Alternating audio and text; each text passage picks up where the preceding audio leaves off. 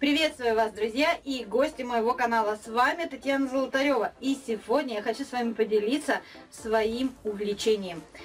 То хобби, которым я занимаюсь помимо развития бизнеса, помимо семейных каких-то домашних дел, ну и так далее. Да? Я думаю, вы понимаете, о чем я говорю.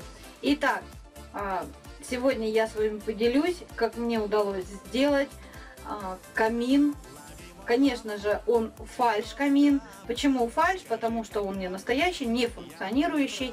Но, тем не менее, я его сделала собственными руками, вложив в него, вообще, в принципе, наверное, во всю комнату, не только в него, вложив, ну, не знаю, рублей 300, наверное, на краски, там, на различные штучки всякие, да, которые нужно было прикупить, которых у меня не было дома. Но основной задачей моей было сделать его из тех средств, из подручных материалов, которые я смогла найти дома. Итак, поехали!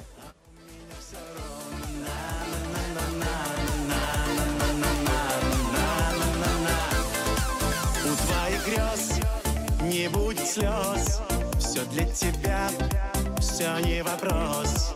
Со мной всегда легко лететь, всего лишь надо. Вот мое произведение искусства. Вот такой вот камин с выступами на стену я сотворила собственными руками. Что я для этого делала? Сходила в магазин, взяла коробки. Коробки были разного размера, поэтому пришлось импровизировать, ну и как-то их слепить. У меня тут образовался угол, поэтому я решила сделать угловой камин. Но хочу сказать вам, он у меня получился немного сложноватым. Я очень долго мучилась и не знала, как его сделать так, чтобы красиво выглядел, да, и ну, чтобы он функционировал. Вот, в дальнейшем хочу еще купить большие свечи и поставить туда вот в топку, чтобы было классно. Вот, но тем не менее все это было собрано, и второй моей ошибкой было то, что я начала его обмазывать шпаклевкой. Этого тоже не нужно было делать. Это было ни к чему, это была лишняя трата денег. Вот, обклеила его бумагой, сверху я обмазала его шпаклевкой, она впоследствии полопалась, конечно, но и создавала некоторое неудобство уже при отделке. Так что не допускайте моих ошибок, достаточно обклеить бумагой.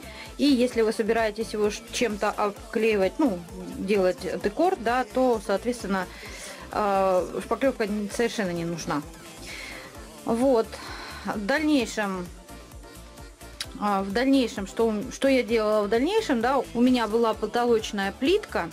Она была вот, ну вот прям там вот такие вот какие-то кирпичики так на ней нарисованы были, только кирпичики были длинные и незаконченные. Я разрезала это все дело и разрезала на такие кирпичики. И, соответственно, их потом наклеивала с помощью горячего клея. Вот таким вот образом у меня это все получилось. Что мне пришлось купить? Мне пришлось купить краску, колеров понакупить, но они мне еще нужны были для других дел.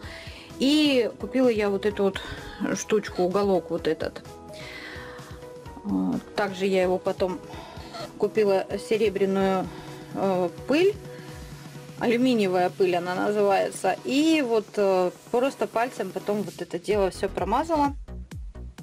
И вот таким вот образом у меня это получилось. Конечно, косяков я наделала много, но в целом общий результат мне очень-очень понравился. И много я проводила со столешницей, было тоже сложно. Но это все, ребят, вот этот весь камин, да, вот это все, весь этот угол, вообще в принципе вот этот весь угол, который у меня здесь сделан, да, вот кресло стоит, дрова есть. Ну, дрова, это я живу в деревне, да, и для меня это не проблема совершенно. У нас есть баня, поэтому дрова были не проблема. Ну, естественно, атрибутика вся, да, это все было собрано, конечно же. Уже по дому ходила, собирала. Вот эта картина у меня висела на кухне, я ее притащила сюда. Ну, в общем, в целом, вот такой вот у меня камин получился. Экспериментируйте, делайте, классно получается. Особенно, если у вас есть какая-то пустая стена, то вообще супер будет смотреться камин. Его можно сделать так, чтобы он не передвигался, да, и был у вас таким декором вашей комнаты. И будет вообще классно. Вот таким вот образом был сделан этот камин. Также подсмотрела в интернете, и там девочка делала елку из журнала. Очень интересно получилось. Опять же, пришлось потратиться на зеленую краску в баллончике, потому что кисточкой не покрасишь, это бумага. Но в целом тоже вот такая елочка у меня вышла. Потом я ее украсила, и вот такая елочка у меня получилась. Вот, ребят, вот таким вот образом, своими руками, из подручных средств. Я же говорю, тут было потрачено, но только вот уголок, краска, ну и в принципе все, наверное, даже больше ничего. Колеры еще, конечно, да, еще я прикупила. Ну, в общей сложности где-то рублей 300 я на это дело все потратила. Вот такое мое увлечение. Зачем я это делаю? Вообще, в принципе, зачем мне нужен этот угол, да, вот вообще, в принципе, зачем мне нужно это все? Я очень люблю фотографировать, и мне нравится вот фотостудии, да, вот эта вся тематика, мне она очень-очень нравится. Мне хотелось сделать в доме что-то подобное, потому что, ну, честно сказать, у меня вечная стройка, да, и как-то делать съемки на фоне обоев, ну, не айс, если честно. Вот, а здесь камин, здорово, классно, он смотрится, на фото он смотрится хорошо, на видео тоже. И вот, в принципе, вот такое мое произведение. Если кому нужна какая-то более конкретная информация, как это делалось, то, естественно, могу поделиться. Ставьте лайки, дизлайки, подписывайтесь на мой канал, оставляйте комментарии. Пообщаюсь с удовольствием с вами на эту тему, да, поделюсь какой-то информацией, если буду компетентна. Ну и с вами была Татьяна Золотарева. Всем пока-пока.